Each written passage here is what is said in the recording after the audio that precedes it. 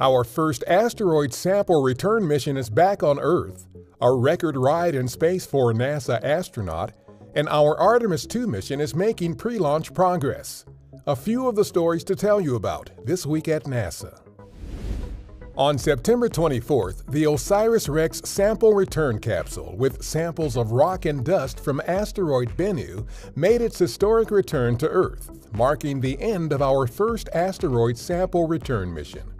And touchdown of the OSIRIS-REx sample return capsule. The next day, the sample return capsule was flown to our Johnson Space Center in Houston, where the sample material inside it will be cared for, stored, and shared with scientists around the world. The week saw another historic return from space, this one on September 27th by NASA astronaut Frank Rubio.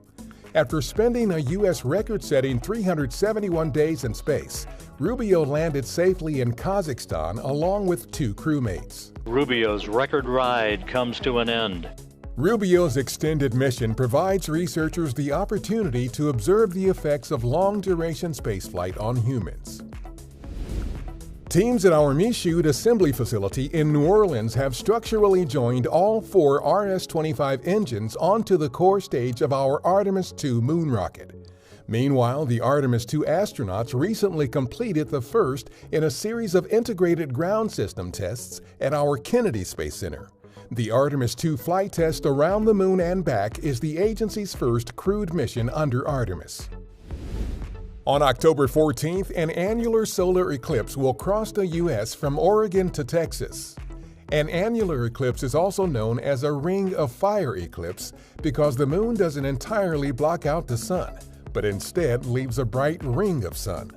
Learn more about eclipses at solarsystem.nasa.gov/eclipses. That's what's up this week at NASA. For more on these and other stories, follow us on the web at nasa.gov/twan.